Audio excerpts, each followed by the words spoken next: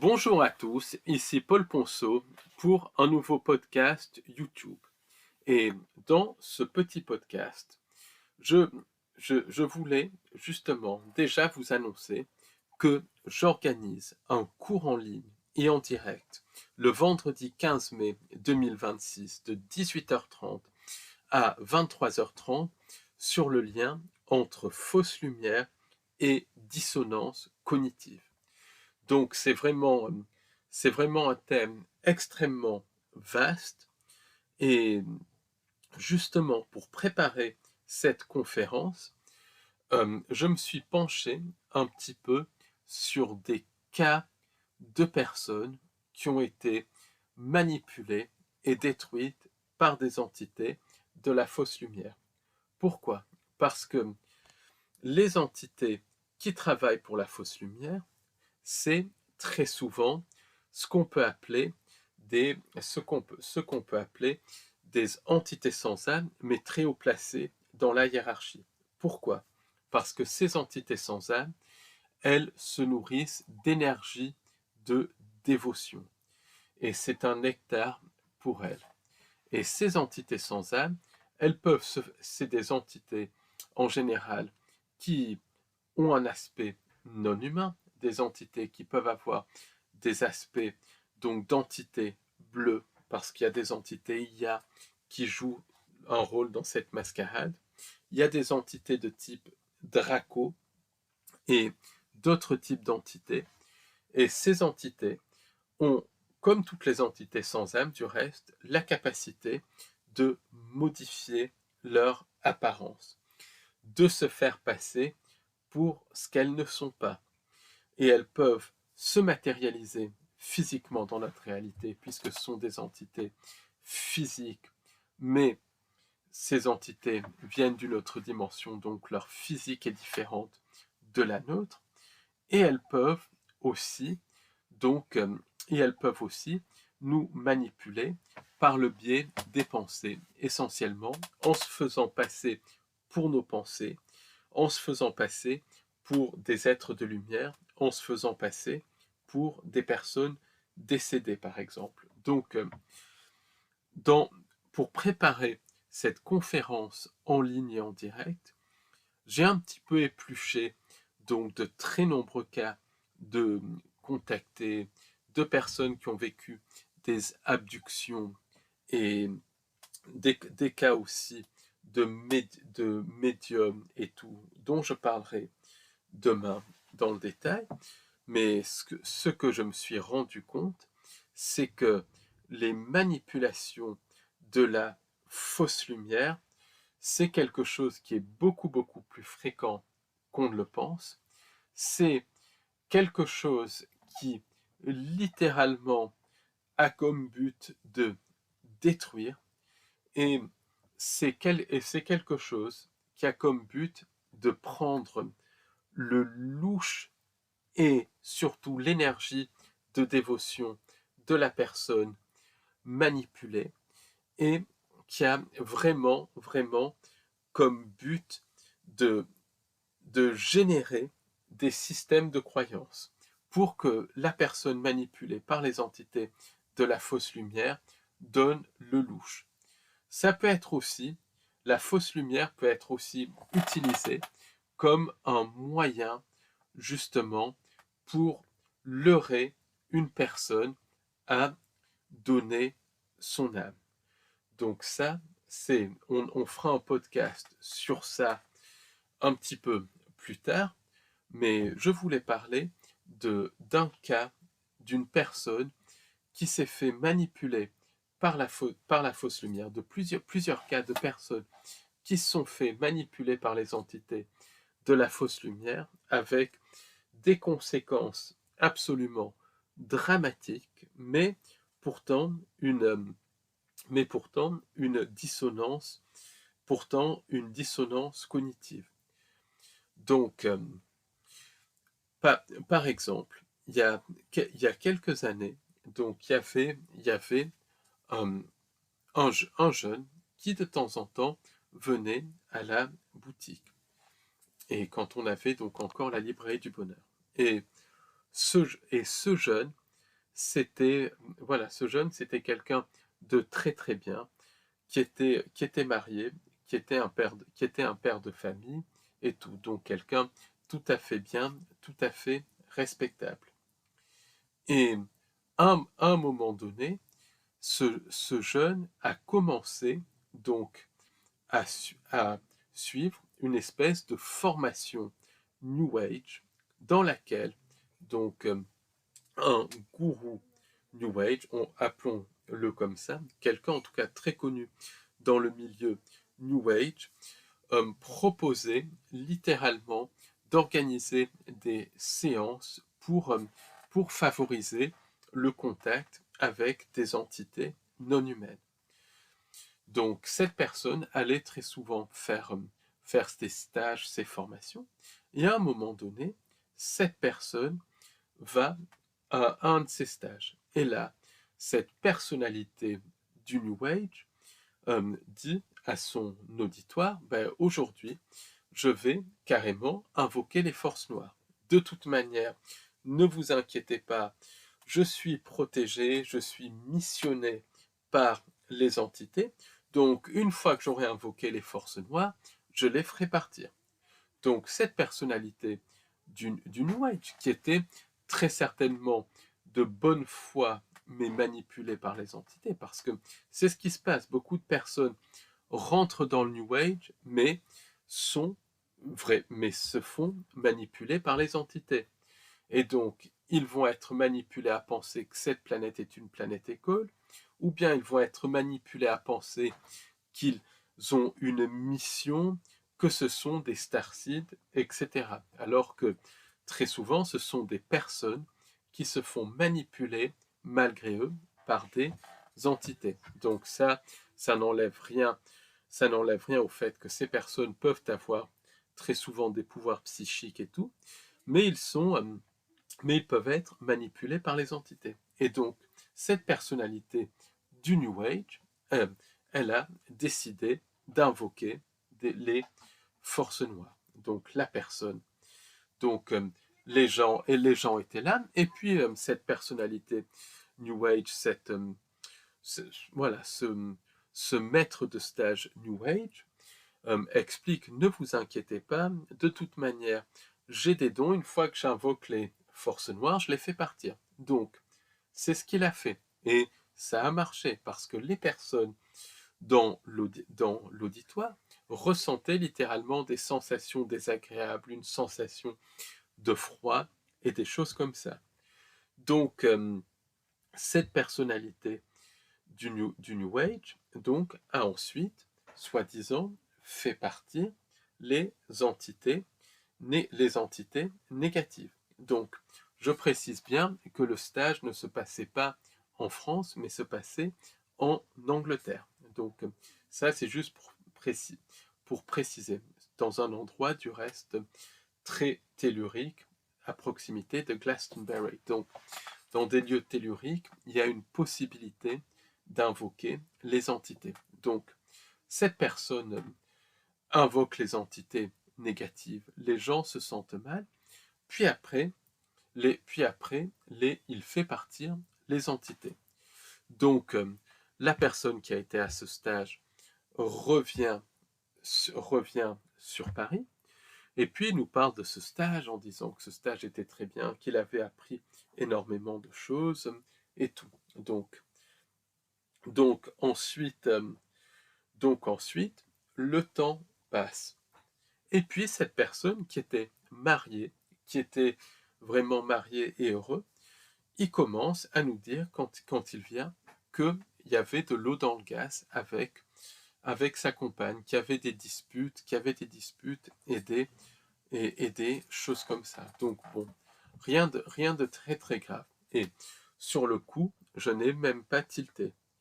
Puis ensuite, quelque temps plus tard, il vient me raconter, il vient nous raconter qu'il s'était séparé de sa compagne et qu'il ne comprenait pas pourquoi, parce que ça allait très bien et que du jour au lendemain, ils ont commencé à se disputer pour des choses extrêmement futiles. Et puis cette personne nous a confié donc énormément de choses allaient mal dans sa vie, donc que des proches et que parmi certains de ses proches étaient malades et tout, il avait des problèmes financiers et tout, et en plus, voilà, donc c'était vraiment quelque chose une période très triste pour lui. Donc cette personne a été obligée de quitter Paris et de retourner vivre auprès de sa famille pour s'occuper littéralement de membres de sa famille qui étaient malades. Et pendant longtemps, je n'ai pas fait de rapprochement. Mais c'est en commençant à étudier tous ces concepts de fausse lumière que je me suis dit, mais c'est ça, cette personne, quand elle était au stage à ce stage New Age, elle s'est faite interférer par une entité invoquée par le gourou New Age. Et le gourou New Age, qui était pris dans ces systèmes de croyances, qui était en contact avec des entités, qui en gros lui disaient qu'il avait une mission, qu'il était protégé, qu'il avait certains dons particuliers pour chasser les entités et tout, il avait cru chasser les entités négatives. Et je pense de bonne foi.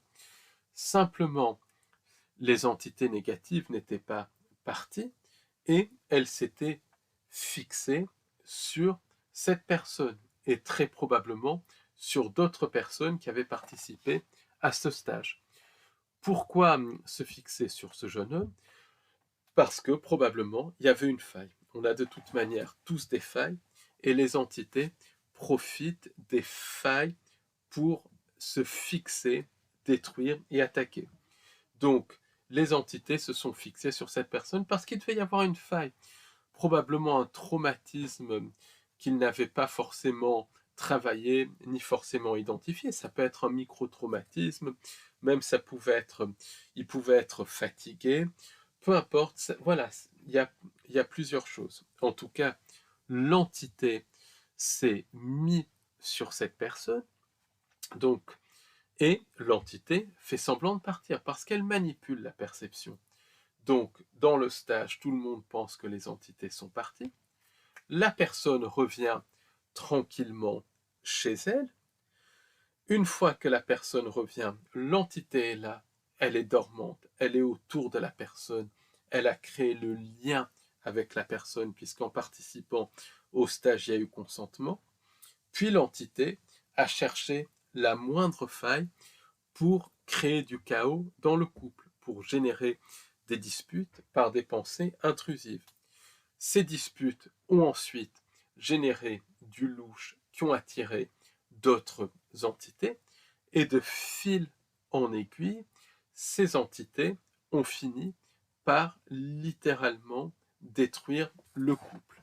Ensuite, comme les entités sont non locales, les entités ont pu ensuite littéralement à la fois se fixer sur cette personne et se fixer sur des proches de cette personne pour provoquer des maladies et des choses comme ça. Donc en tout cas, on voit bien que ici, suite à ce stage, il y a eu une destruction en règle de la personne. D'abord destruction du couple, puis destruction ensuite indirecte par le biais de ses proches. Donc on voit bien que le modus operandi des entités de la fausse lumière, ça peut être beaucoup très subtil. Donc elles se montrent telles qu'elles sont, mais elles font semblant de partir, ou bien elles peuvent se montrer sous un autre aspect. Donc ça, j'y reviendrai un petit peu plus loin.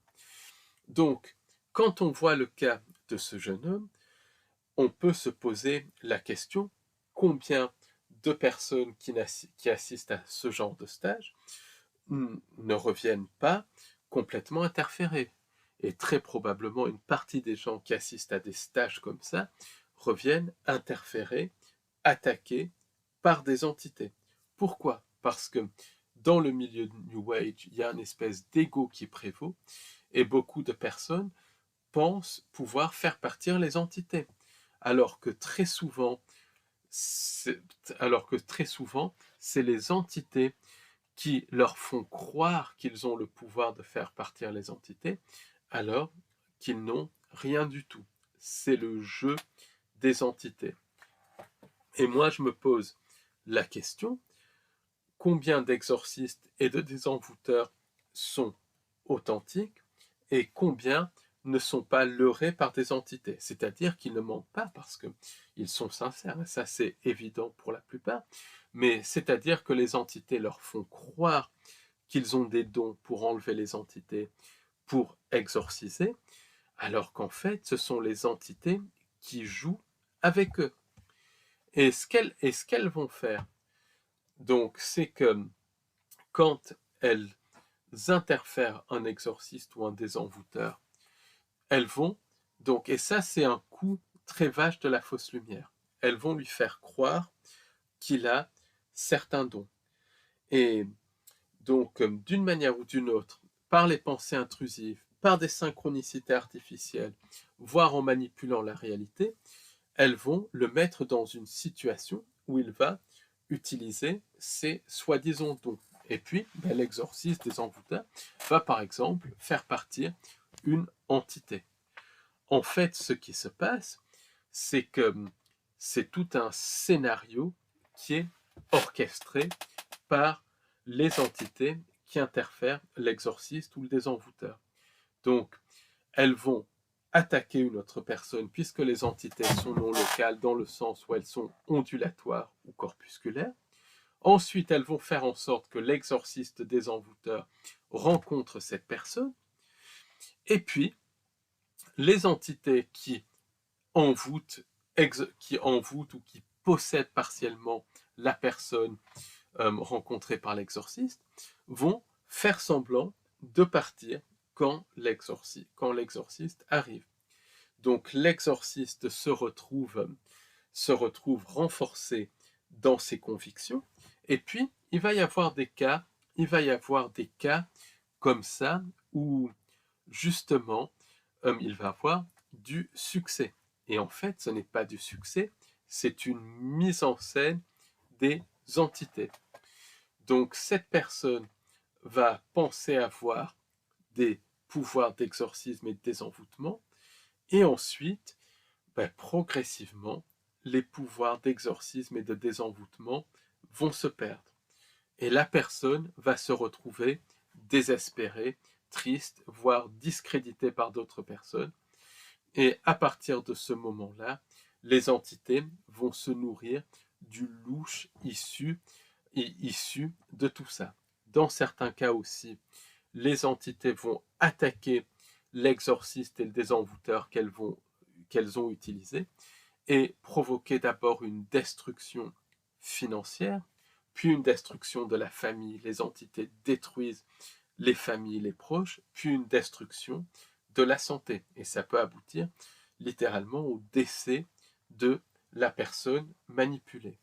Dans d'autres cas, les entités vont progressivement créer un lien de plus en plus fort jusqu'à fusionner avec l'âme de l'exorciste, autrement dit, jusqu'à le posséder. Et ça, c'est une des manipulations les plus cruelles de la fausse lumière. Et très souvent, ce genre de manipulation de la fausse lumière vont provoquer une espèce de dissonance cognitive. C'est-à-dire que la personne, même si elle va voir que quelque chose ne va pas, mais la personne va le nier.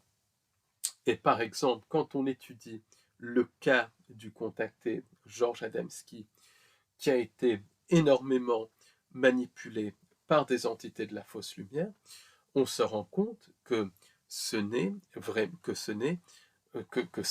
exactement le même modus operandi. Donc Georges Adamski, dans les années 50, pour faire simple, il a eu plusieurs contacts physiques avec des entités qui se faisaient passer pour des Vénusiens, donc des entités blondes et très belles qui se faisaient passer pour des Vénusiens.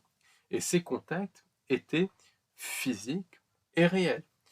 Il y avait à son premier contact 6 témoins, il a pris des photographies impressionnantes qui ont du reste été authentifiées par René et Olsen.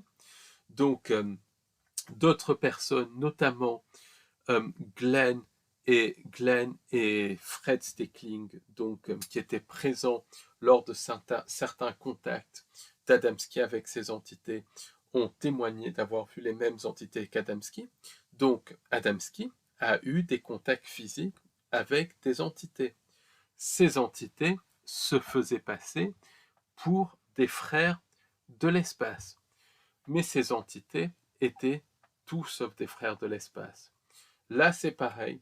Pour Adamski, elles ont mis en place une mise en scène, un scénario. Pourquoi?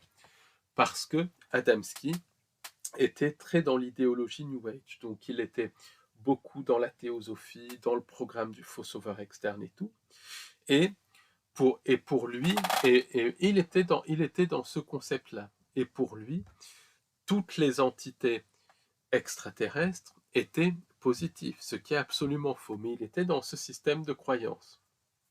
Et les entités sans âme ont choisi Adamski pour diverses raisons. Alors, ça peut être parce qu'il était vraiment naïf et impressionnable, ce qui est possible.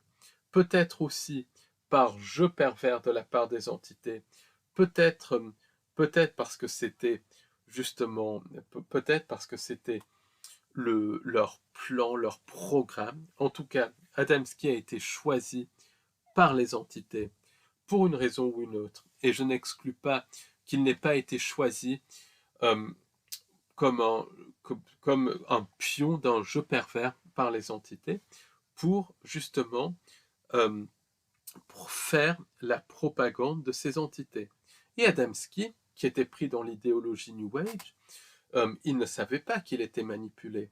D'autant plus que les entités sans âme, quand elles manipulent à la fois la perception du contacté, elles ont aussi des technologies pour modifier leur aspect physique, donc elles sont faites passer pour des êtres de l'espace extrêmement beaux quand elles ont contacté Adamski et elles ont pris une forme humaine.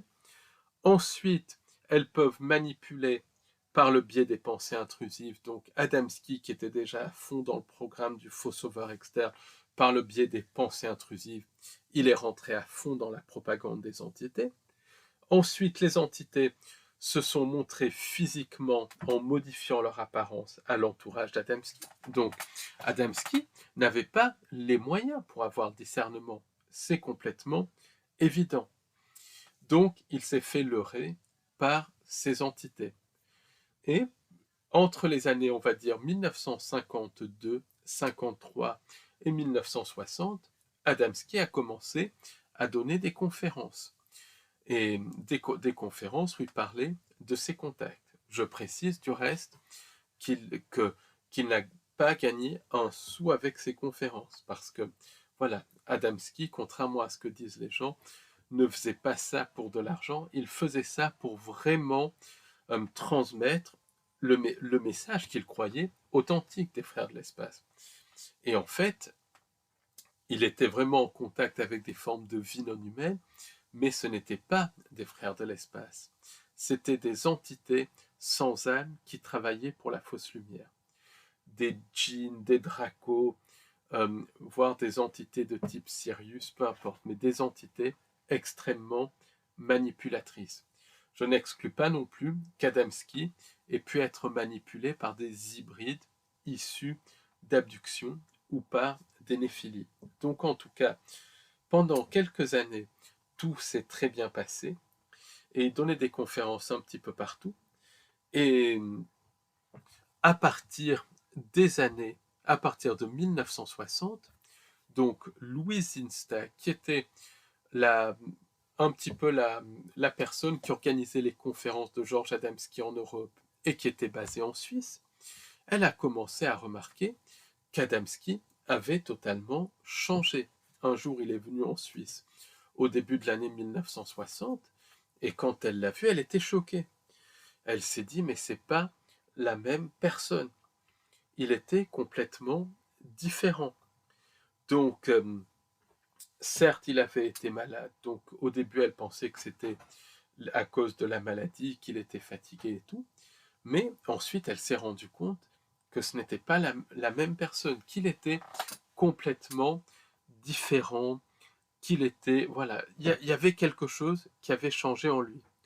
Donc elle a un petit peu poussé un petit peu plus loin et elle, elle a parlé, elle a demandé à Adamski, mais qu'est-ce qui ne va pas?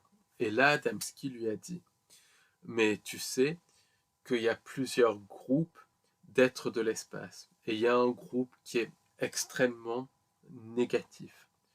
Et ce groupe-là, je l'ai rencontré, ils sont extrêmement négatifs et manipulateurs. Mais il y en a aussi des positifs, ce qu'il disait. Or ça, ce jeu où il y a des entités positives et négatives, ça fait partie du jeu de la mise en scène des entités sans âme. Donc elles se font passer tantôt pour ce qu'elles sont vraiment, tantôt elles se montrent comme les gentils, comme les sauveurs. Elles jouent comme ça fait partie de leur scénario. Donc très très clairement, Adamski avait été victime d'un scénario. Mais Adamski, il comprenait que quelque chose n'allait pas. Pourtant, jusqu'à sa mort en 1964, il n'a et voilà, il a toujours continué à donner sa dévotion aux entités qui se faisaient passer pour des Vénusiens. Et le livre de Louise Zinstag sur Georges Adamski montre que même la mort de Georges Adamski est très suspecte. Et quand on lit le livre de Louise Zinstag, mais aussi les témoignages de Georges Adamski, on se rend compte que sur la fin de sa vie, il y a eu une destruction totale de Georges Adamski, d'abord au niveau financier, au niveau de son entourage aussi, puis ensuite au niveau de la santé, qui correspond au programme du contacté. Et dans tout ce processus de destruction de Georges Adamski, on voit qu'il y a à la fois le facteur entité qui joue un rôle, mais qu'il y a le facteur humain. Et là, ça pourrait être connecté à l'ordre noir et au lotus sombre qui gère en tout cas tous ces systèmes de croyances. Mais avec le cas Adamski, on voit aussi comment les entités de la fausse lumière l'ont d'abord accaparé et l'ont utilisé pour vampiriser son louche et l'ont aussi utilisé pour vampiriser le louche, l'énergie de dévotion plus exactement, d'un grand nombre de personnes. Une fois qu'Adamski avait joué son rôle, les entités l'ont lâché et l'ont détruit. Et on ne peut pas exclure que quand Adamski avait changé, qu'il ait pu être remplacé par un clone, parce qu'il y a ce phénomène de remplacement par les entités sans âme. Ça fait partie de leur modus operandi. Et ce qui est aussi surprenant, c'est quand on voit le cas de Georges Adamski, c'est que même s'il avait compris que quelque chose n'allait pas, il est resté dedans. Donc, il peut y avoir cette hypothèse du remplacement, ou alors il peut y avoir un contrôle mental, une emprise telle par les entités, par le biais des pensées intrusives, que Georges Adamski est littéralement rentré dans une dissonance cognitive. Donc les faits sont là, mais Georges Adamski refuse de voir. Et quand on creuse un petit peu, on se rend compte que la dissonance cognitive, c'est quelque chose qui est le corollaire de la fausse lumière. Les entités qui travaillent pour la fausse lumière, elles altèrent le discernement et ça fait partie de leur technologie. Beaucoup de personnes qui se mettent en état modifié de conscience, d'hypnologues, sont manipulées par les entités qui littéralement manipulent leur perception lors des états modifiés de conscience. Pourquoi? Parce qu'il y a un mécanisme lié aux entités sans âme qui altère le discernement. Et c'est pour ça que toute personne qui pratique de l'hypnose régressive, des états modifiés de conscience et tout ça, la chose principale à travailler, c'est le discernement. Parce que la fausse lumière, elle alterne le discernement. Elle l'altère comment? En disant ce que la personne a envie d'entendre, mais aussi en manipulant les pensées de la personne, par le biais des pensées intrusives, par le biais des téléchargements de la conscience collective synthétique de la matrice, les entités de la fausse lumière altèrent le discernement. Et c'est pour ça que quand on, quand on rentre justement dans cette recherche de vérité, une des plus grandes manipulations, c'est la manipulation par les entités de la fausse lumière. Parce que, comme on le verra justement à la conférence de demain, cette manipulation, on la retrouve partout. On la retrouve à la fois dans les expériences spirituelles, et ça on en parlera beaucoup demain. On la retrouve aussi dans le cirque de la politique, mais aussi dans les contacts. La plupart des personnes qui vivent des contacts avec des entités euh, qui, qui se font passer pour des faux sauveurs externes et tout, les personnes qui vivent les contacts avec ces entités sont sincères, mais ils sont manipulés par les entités. Et ces entités les manipulent en mettant en place des scénarios. Ça a été le cas avec de nombreux contactés qui ont eu des contacts physiques, mais au sein de ces contacts physiques, il y avait des scénarios mis en place par les entités pour leurrer les contactés et les faire rentrer dans une cage connectée à la fausse lumière qui est connectée au programme du faux sauveur externe. Beaucoup aussi de survivants du programme spatial secret ont été victimes de ces scénarios. Et par exemple, c'est ce qu'explique Gaëlle, que quand elle était dans les programmes spatiaux secrets, donc les entités lui mettaient en place des scénarios pour pour lui faire croire qu'il y avait des factions positives qui sauvaient des personnes, alors que c'était complètement bidon.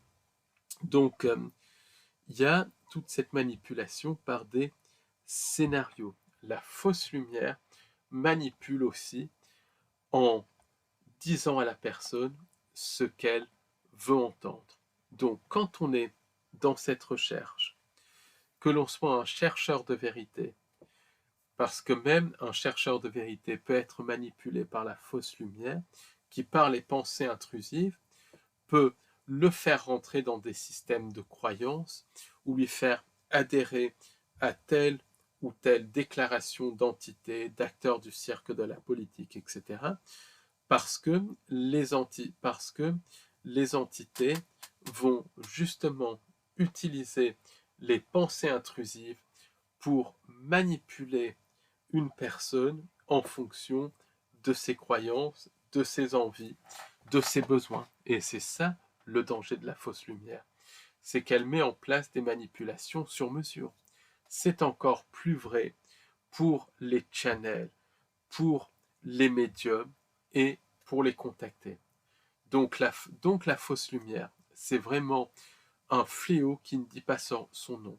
Heureusement, par l'information et le discernement, on peut transcender ça. Donc, si le thème vous intéresse, venez à notre cours en ligne et en direct qui aura lieu donc le vendredi 15 mai 2026 de 18h30 à 23h30. Merci beaucoup, au revoir, bonne soirée et à très bientôt, au revoir.